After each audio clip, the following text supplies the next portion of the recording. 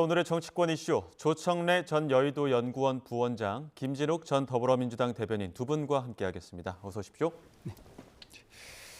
먼저 총선이 33일 앞으로 다가왔습니다. 여야 대표 모두 격전지 공략에 나서고 있는데 특히 국민의힘 한동훈 위원장 어제 수원에서 오늘 오전에 성남을 방문했습니다. 아무래도 성남이 이재명 대표에게는 정치적 고향이라고 불리기 때문에 더 어떻게 보면은 눈길을 끌고 있는 것 같은데 어떻습니까? 먼저 말씀해 주시죠. 네, 뭐 일정이 메시지다 이런 말씀들을 많이 합니다. 당 대표들의 일정이 본인들이 이번 선거에서 얼만큼 강조하고 싶은가 하는 부분들을 이제 일정을 통해서 메시지를 내는 것인데요. 이번에 성남을 방문한 것은 어제 수원에 이어서 또 성남을 방문한 것은 아무래도 수도권에서 특히 경기 남부 지역의 뭐 그 격전지들을 좀 탈환해 오겠다 이런 의지가 그렇죠. 있는 것 같아요. 예. 근데 그 지금 뭐 국힘에서는 국민의힘에서는 이 대장동 의혹 그러면 그게 이재명 의혹이다 이렇게 등치시켜서 말씀들을 하시는데 사실 또 그것만 있는 건 아닙니다. 지금 이번에 대장동에 뭐 가보시면 아시겠지만 그 대장동이나 뭐 백현동 같은 경우는 상점 벽해가 이루어진 그런 곳이기도 하고요. 또 한편으로는 지난달 말에 특검법 중에서 지금 우리는 이제 김건희 여사 특검법만 익숙하게 기억을 하지만 또 하나의 특검법이 뭐냐면 대장동 50억 클럽 이 의혹에 대한 특검법도 같이 발의가 됐었는데 그 부분에 대해서는 그 부분 역시 또 그 거부권을 행사하시고 제 투표에서도 안 됐거든요. 이런 부분들도 다시 한번 상기되는 그런 효과도 있을 수 있다 이렇게 판단합니다. 예, 한동훈 위원장은 현장 목소리를 들어봤을 때는 어떤 대장동, 백현동 이런 사건들 때문에 성남 시민의 어떤 명예가 훼손됐다 이렇게 지금 현장에서 주장을 하는 것 같습니다. 어떻게 들으십니까? 근데 뭐 대장동, 백현동 얘기만 들어도 국민들께서 뭐 다 아시는 내용이라고 봐요. 그게 이제 지난 몇 년 동안 이슈로서 누적된 이미지나 성격이 있기 때문에 예. 새삼스럽게 말씀드릴 내용은 아니고요. 예. 오히려 이제 한동훈 위원장이 지금 인천 경기 지역을 집중적으로 도는 것은 인천 경기 지역이 지역구가 71 정도 되는데 예. 지난 총선 때 여기 국민의힘이 사실은 미래통합당이었죠. 상당히 크게 졌고 그게 총선 전체 결과에 악영향을 크게 미쳤습니다. 그래서 지금 인천 경기 지역은 전략 지역이라고 봐야 되고요. 거기에 방점을 두고 간다 이렇게 보시면 되고 예. 최근에 이제 한동훈 위원장의 그 지역 행보를 보면 충청권 이북 지역에 뭐 청주를 간다든가 충주를 간다든가 혹은 경기 서울 지역을 돈다든가 역점을 두는 거로 볼 수 있어요. 그래서 이 부분들이 단순히 상대 약점을 노리는 뭐 그거를 다시 리마인드 시키는 것이라기보다는 국민들에게 그간에 국민의힘이 약했던 지역에서 국민들에게 더 나은 소구력을 가지고 다가가기 위한 노력이라 봐주시면 되고 예. 백현동 대장동으로 인한 부정적인 이미지는 사실은 뭐 이재명 대표나 민주당이 자초한 것이기 때문에 굳이 저희 당에서는 언급할 필요가 없다 이렇게 말씀드립니다. 김 전 대변인님이 앞서서 일정이 메시지다 이런 이야기 해주셨는데 이재명 대표 같은 경우에는 지금 어제 오늘에 이어서 내일은 또 그 최상병 사망 의혹 부각할 수 있는 충남 천안갑, 왜냐하면 핵심 피의자 신범철 전 국방부 장관이 출마 선언한 곳이다 보니까 어떻게 봤을 때는 그 윤석열 정권 심판 벨트를 중심으로 집중 유세를 하고 있다 이런 이야기 나오는데 어떻게 분석하십니까? 네, 이번 더불어민주당의 큰 선거 전략이 예. 이번 윤석열 정권의 정권 심판론입니다. 예. 그 정권 심판론이 그동안 이 공천 내홍이나 이런 과정들 때문에 이렇게 크게 부각되거나 드러나지 않았다라는 판단이 있는 것 같아요. 그래서 이 그 양평 고속도로 첫 번째 그 수도권 일정 중에서 양평 고속도로와 관련된 양평 지역을 방문했습니다. 이거는 뭐 그 두 가지를 다 노린 것 같아요. 하나는 이 양평 고속도로의 종점 부분이 왜 변경됐는가 하는 부분이 아직까지도 밝혀지지 않았습니다. 이 부분에 대해서 국정조사를 요구했지만 그조차도 또 국민의힘에서 반대해서 국정조사가 이루어지지 않았고요. 그러니까 김건희 여사와 관련된 지인들, 일가들의 땅들이 양평고속도로 종점부에 위치해 있기 때문에 종점부가 변경된 거 아니냐 하는 의혹, 거기에 더해서 당시 국토부 장관이 원희룡 장관 아닙니까? 예. 원희룡 장관이 이 문제를 갑자기 백지화시킵니다. 예. 이 양평고속도로는 양평군에 있는 지역뿐만 아니라 수도권 동부 지역에 있는 많은 분들의 교통난 해소가 목적이었거든요. 이게 지금 사실상 이 백지화 선언 이후에 한 6개월 이상 계속해서 지금 늦춰지고 있는 상황입니다. 이런 부분들 때문에 지금 그 지역에서 최재관 위원장 등 해서 이 농성도 좀 진행하고 있는 중이고요. 이 부분도 다시 한번 좀 부각이 될 필요가 있다라는 걸 말씀드리고, 예. 그리고 오늘 그 국방부 장관을 역임했던 이종섭 그 장관이 주 호주 대사로 나가기로 예. 되어 있었는데 그것도 못 나갔어요. 예. 그 이유도 마찬가지입니다. 지난번에 이 수사 외압 사건에 대해서 공수처에 고발이 됐는데 그럼에도 예. 불구하고 오늘 출국을 하기 위해서 어제 갑자기 공수처에 조사를 받았단 말입니다. 이런 것들이 아직도 이 외압 의혹이나 이런 게 전혀 밝혀진 바가 없습니다. 그리고 이 외에도 뭐 오송 지하차도 참사라든지 아니면 R&D 예산이 급격히 삭감이 됐는데도 불구하고 다시 또 R&D 예산을 늘린다든지 아니면은 뭐 부산 엑스포에 대한 유치 실패 문제라든지 지금 윤석열 정부 들어서 지난 한 2년 가까운 시간 동안에 있었던 많은 실정들이 있습니다. 예. 그런 실정들을 차곡차곡 하나하나 평가받아야 된다. 그것이 이번 4월 총선에 정권 심판론과 맥이 다 있다 이렇게 말씀드릴 수 있는 거죠. 예, 그 말씀을 종합해 보면 이제 어제 양평을 탔을 때 양평 고속도로 의혹과 관련해서 그리고 다음 주 충남 천안갑은 아무래도 최상병 사망 사건 의혹과 관련해서 그 이후에는 뭐 서천 화재 현장도 찾는다고 하고요, R&D 관련해서는 대전을 찾는다고 하는데 이러한 어떻게 보면은 이재명 대표의 정권 심판론에 맞는 어떤 유세 현장, 유세 그 선거 운동에 대해서는 어떻게 판단하고 계십니까? 아니 뭐 아까 말씀하신 것처럼 일정이 메시지니까 예. 당연히 참모들은 줄거리를 가지고 일정을 짤 겁니다. 그러니까 예. 지금 말씀하신 것처럼 이재명 대표나 민주당의 총선 프레임 자체가 정권 심판론이니까 예. 그 두 군데를 잡은 것 같은데요. 지금 우리 김 대변인님께서 설명을 자세히 하셨습니다만은 총선 이슈로서는 굉장히 복잡한 내용입니다. 양평고속도로와 관련된 부분들은 그간의 여야 간에 혹은 정부와 야당 간의 공방을 거치면서 실체적 진실이 상당히 해소되었고요. 예. 그게 양평 주민들의 이익이나 경기 동부 지역의 주민들의 이해를 위해서 반영된 거라는 건 여러 차례 설명을 드린 바가 있습니다. 그리고 이게 이제 이슈로서 공방을 할 때 고점을 이미 지났기 때문에 지금 이거를 다시 들춰내는 것이 사실은 국민들에게 상당한 피로감을 주고 있다. 이렇게 제가 말씀드릴 수 있고요. 그다음에 최상병 사망 의혹과 관련돼서 뭐 천안갑의 신범철 전 차관이 출마한 지역에 가신다 그러는데 신범철 차관하고 최상병 사망 의혹을 연결시켜서 가져가는 것도 제가 볼 때는 국민들이 좀 이해하기 힘든 그런 측면이 있다고 봐요. 민주당으로서는 불가피하겠지만 국민들이 지금 관심을 가지고 있는 것은 사실은 민생이죠. 삶이 팍팍하고 예. 총선을 거치면서 우리들에게 뭘 해줄래, 정치권이 무슨 희망을 줄래 하고 있는데 계속 과거 획기적인 이슈로 지금 돌아가고 있는 부분들은 제가 보기에 좀 안타깝다 이렇게 생각이 됩니다. 자, 이재명 대표가 충남이나 혹은 대전 이렇게 조금 어떻게 보면은 쪽이 중원 쪽으로 나가는 사이에 계양 을 지역의 여론이 조금 움직이고 있는 부분들이 좀 눈에 띄어서 이 부분도 봐야 될 것 같습니다. 여론조사 결과를 보면은 지금 계양 을에서 지역구 국회의원 투표 희망 후보를 조사한 결과 원희룡 후보가 41% 나왔고요. 이재명 대표 지금 지역구에서는 45%의 지지율, 오차 범위내 접전을 하고 있는데 워낙 그 계양을이라는 지역구 자체는 민주당의 텃밭이기도 했었고 민주당의 지금 양지였다 보니까 지금 이렇게 오차 범위에서 접전을 하고 있는 모습도 유의미한 표시입니다. 이렇게 보는 것 같은데 어떻습니까?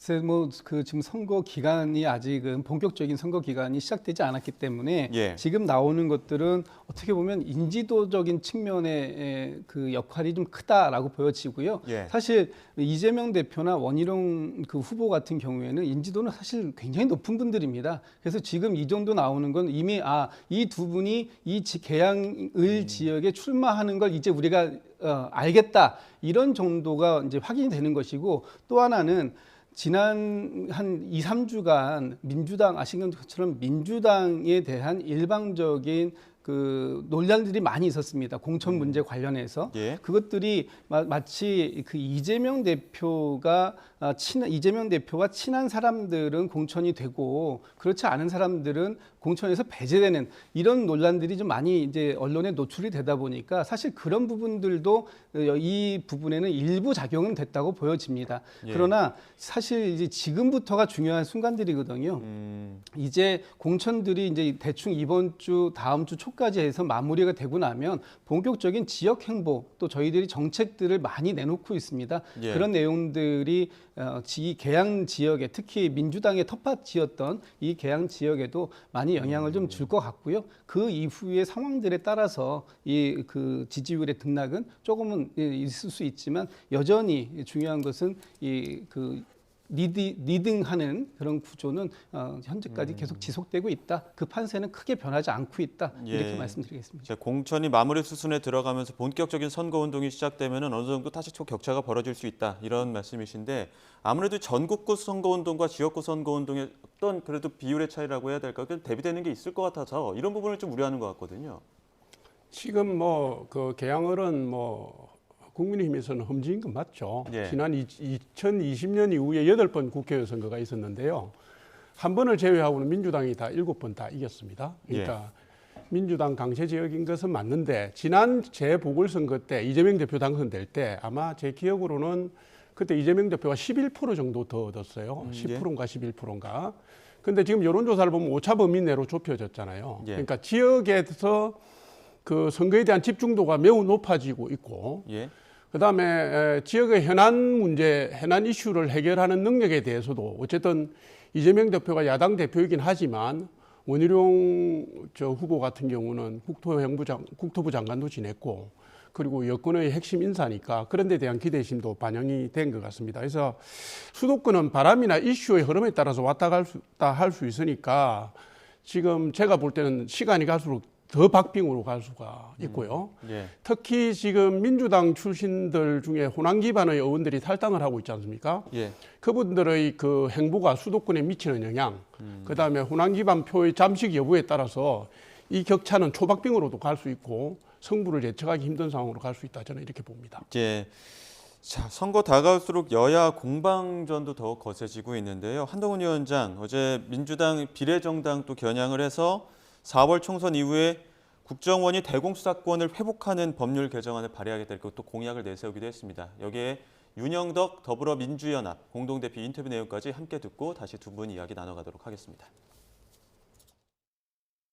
우리 국민의힘은 이번 4월 목련이 피는 총선에서 승리한 다음 바로 국정원의 대공수사권을 회복하는 법률 개정안을 내고 통과시키겠습니다. 이재명 대표가 자기가 살기 위해서 통진당, 후신 등 종북 세력에게 전통의 민주당을 숙주정당으로 내주고 있기 때문입니다. 결국 이대로라면 통진당의 후신, 간첩 전력자, 그 관련자들이 이번 올해 국회에는 입성하게 됩니다. 이재명 대표의 신원 보증을 받아서 입성하게 되는 것이죠. 민주당을 종북 세력의 트로이 목마다 이렇게 이야기하고 있는 거 이건 뭐 철진한 색깔론에 지나지 않는다. 네. 해방 이후에 친일파가 그 독립운동가들을 빨갱이로 몰았던 이런 것과 저는 진배 없다 이런 생각이 들거든요. 그래요. 좀 어쩜 그렇게 한동훈 위원장이 윤석열 대통령을 닮았나 하는 생각이 드는데 그래서 윤석열 아바타 소리를 듣는 겁니다. 네, 한동훈 위원장 지금 간첩법 개정에 이어서 국정원의 대공수사권 회복 법률 개정안까지 내겠다 이렇게 이야기를 하고 있는데 한동훈 위원장의 어떤 공세는 어떻게 바라보십니까?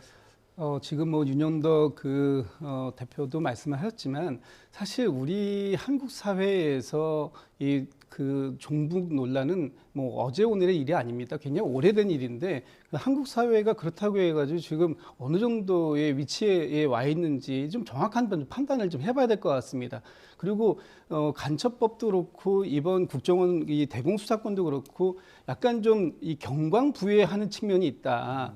마치 그 간첩을 안 잡겠다라는 거나 아니면 국정원이 대공수사에서 완전히 배제되는 것처럼 말씀을 하시는데 그렇지 않습니다.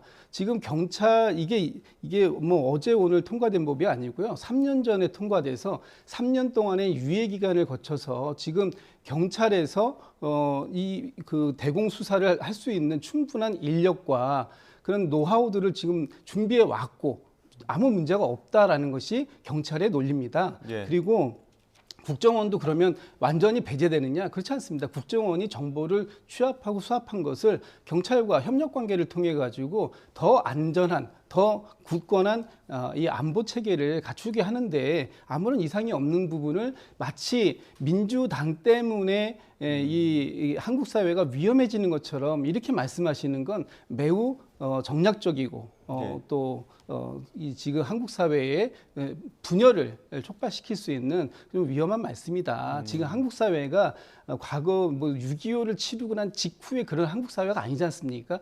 굉장히 건강한 사회입니다. 이런 건강한 사회에서 다양한 목소리를 낼 수 있는 그런 목소리들을 국회 내에 민의의 장으로 모으자 하는 것이 어떻게 이 민주당이 숙주가 될 수 있고 종북 세력이 될 수 있겠습니까? 그 말씀은 너무 지나치지 않습니다. 이렇게 말씀드리겠습니다. 어떻게 들으셨습니까? 아니 지금 뭐 그 국정원의 대공수사권 뭐 회복 문제를 무슨 철진한 뭐 색깔론이니 이렇게 얘기하는데요. 지금 세계 주요국의 경우를 살펴보면 대개는 간첩 사건에 대한 수사를 정보기관이 다 하고 있습니다. 이거는 뭐냐면 수년간의 추적 수사를 해야 되고요. 예. 이게 경찰이 할 수 있는 일이 아닙니다. 그리고 그 추적 수사뿐만 아니라 수사 기반을 만들기 위해서 인적 네트워크라든가 휴민트라고 하죠. 예. 그걸 구축해서 가야 되는데 지난 3년간의 유예 기간이 있었다 하더라도 경찰이 이거를 수행하기에는 사실 역부족이고 역량상에도 한계가 있다 이렇게 보는 것이고요. 문재인 정부 말기 때 잘 기억하실 겁니다. 청주 간첩단 사건, 창원 간첩단 사건이 불거졌고요. 그게 이후에 수사가 되고 기소까지 갔는데 지금 뭐 재판 계속 연기되고 해가지고 이게 간첩 혐의를 받는 사람들이 활개를 치고 오히려 역으로 주장을 하고 재판 지연시키는 이런 지금 나라 형국이 되었거든요. 국민들이 굉장히 불안해하고 있고요. 이런 행태를 계속 방치하는 것 자체가 정부나 정치권이 올바른 거냐 이 문제에 대한 논의를 거쳐서 회복하는 게 맞지 않느냐고 문제 제기하는 것은 저는 시점상 올바른 지적이라고 봅니다. 예. 자, 양당 모두 어찌됐든 간에 이제 지역구 공천에 대한 수순이 어느 정도 마무리가 되다 보니까 비례위성정당에 대한 공세도 어느 정도 좀 강해지고 있는 부분이 있는데 최근 또 여론조사에서 나오는 부분이 이 조국혁신당에 대한 그 여론의 결집이 좀 유의미하게 나와서 이런 부분도 좀 주목해서 보는 것 같습니다. 특히나 민주당에서 그 이재명 대표가 그 영등포 유세 현장에서 빵을 2개 들다 보니까 이게 지지자층 사이에서는 몰빵론이라고 해서 조국혁신당보다는 민주당의 비례 정당 여기에 더욱더 화력을 집중해야 된다, 관심을 가져야 된다 이런 이야기하는 것 같거든요. 이 몰빵론은 어떻게 보십니까? 뭐 그 민주당의 지지층 내에서도 다양한 의견들이 있을 수 있습니다. 특히 이재명 대표가 중심이 돼서 선거를 치르고 있는 이 상황에서는 이재명 대표의 결단에 의해서 만들어진 더불어민주연합이 역시 비례 그 선거에서도 승리를 좀 거머쥘 수 있었으면 좋겠다. 뭐 이런 얘기가 당연히 나올 수 있죠. 그런데 그 문제는 지금의 상황이 또 그렇게만 또 바라볼 건 아니다. 이 국민의힘처럼 아예 그냥 완벽한 국민의힘의 위성정당이 아니고 민주당 같은 경우에는 여러 지금 제 세력들이 같이 진보 세력들이 힘을 합쳐서 연합전선을 구축하고 있지 않습니까? 거기에는 이제 조국 혁신당도 있는 것이고 송영길 대표가 만든 소나무당도 있을 수 있는 거예요. 그 여러 세력들이 다 힘을 합쳐야 이번 선거에서 이길 만큼 이번 총선의 형국이 쉽지 않다. 녹록하지 않다. 그렇기 때문에 뭐 몰빵해서 뭐 민주당에서 만든 민주당의 연합 그 비례도 많이 당선되면 좋겠지만 거기에만 힘을 모을 수 없었던 거기에 표를 줄 수 없었던 그 적극적인 이 강성 지지층들도 한번 이 선거에 참여할 수 있는 그런 상황을 만들어주는 게 좋겠다. 지금 저 사진이거든요. 그러니까 지금 조국혁신당에서 지민비조라고 하죠. 지역구는 민주당, 비례는 조국혁신당.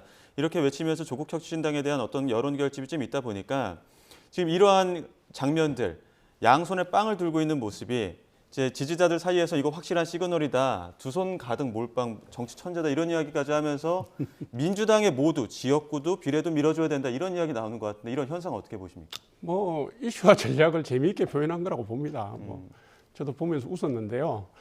지금 제가 볼 때는 민주당 입장에서는 지역구에 후보를 내지 않는 비례전문 정당을 두고 무슨 예. 편가르기나 할 그런 상황은 아니라고 봅니다. 저는 저게 오히려 예. 뭐 언론이 해석을 하고 지지자들이 그렇게 해석해서 그런데 아마도 민주당을 찍어달라는 얘기로 봤고요. 지금 그 뭐 소나무당이니 조국혁신당이니 다 한 소치지 않습니까?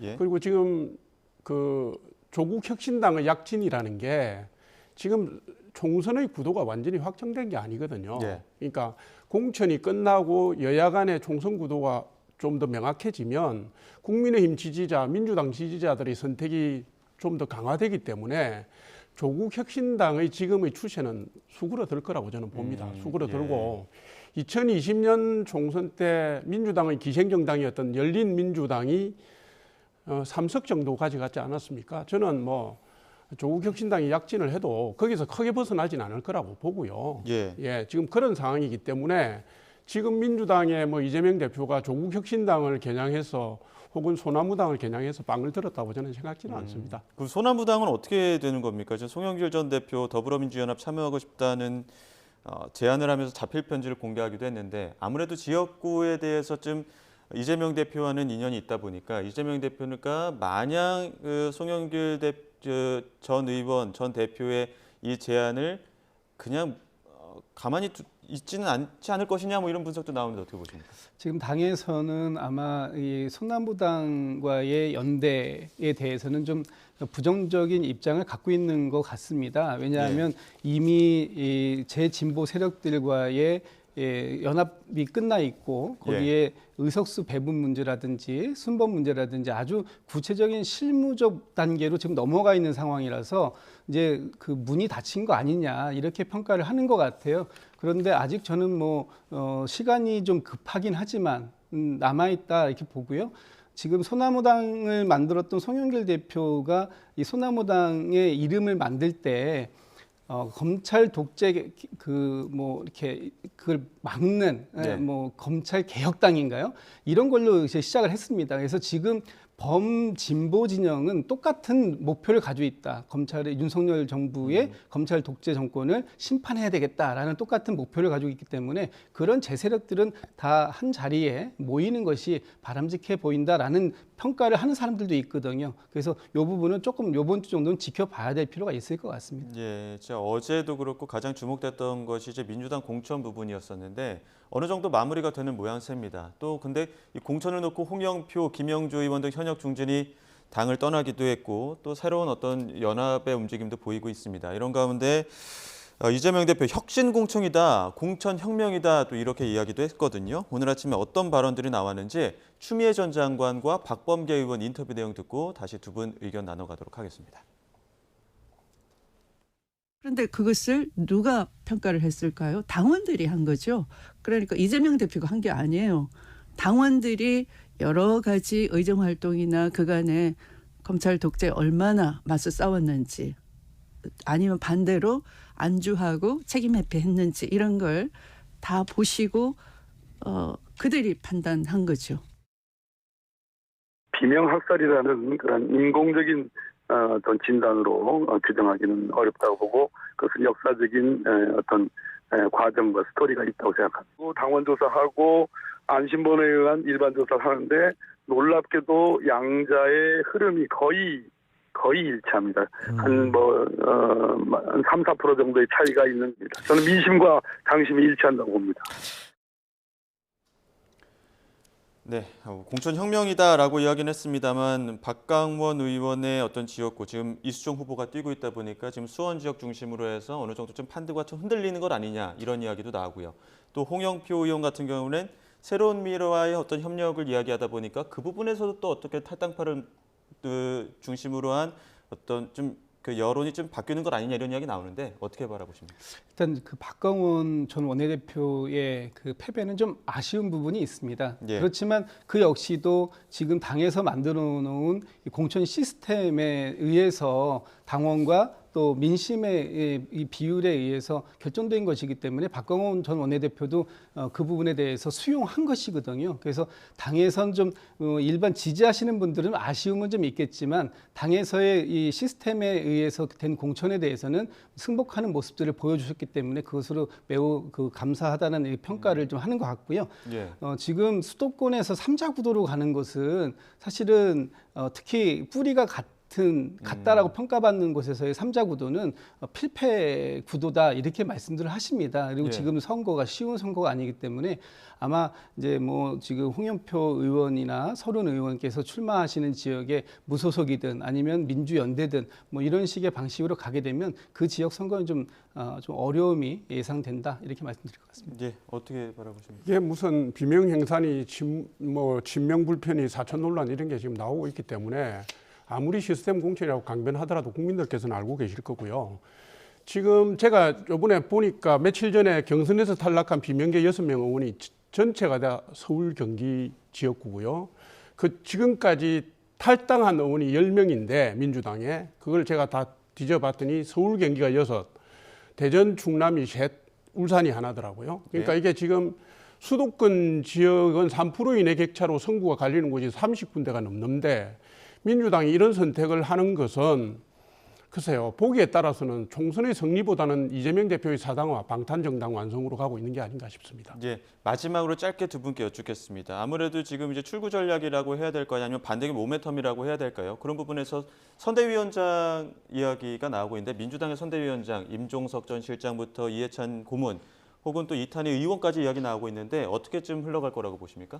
저는 일단 뭐 그 참여할 수 있는 모든 분들이 좀 참여하시는 게 좋겠다. 이번 선거 말씀드렸습니다만 이게 쉬운 선거가 아니고요. 또 그리고 선거를 총괄 지휘하는 것은 단순한 그냥 인지도만 가지고 되는 것이 아닙니다. 그동안 많은 경험들이 녹여져 있어야 판단을 할 수 있는 것이거든요. 선거 승리를 위해서 임종석 실장이든 또 김부겸 전 총리든 이해찬 전 그 대표시든 모든 분들이 참여해서 좀 이번 선대위만큼은 용광로 선대위를 좀 구성했으면 좋겠다 하는 바람이 있습니다. 예, 선대위 구성을 통한 반등의 모멘텀이 가능할 거라고 보십니까? 뭐 정치는 생물이니까 저도 뭐라고 예단할 수는 없는데요. 지금까지 공천을 통해서 보여준 이재명 대표의 리더십을 보면 뺄셈 정치, 배제 정치이기 때문에 이해찬 전 대표는 몰라도 예.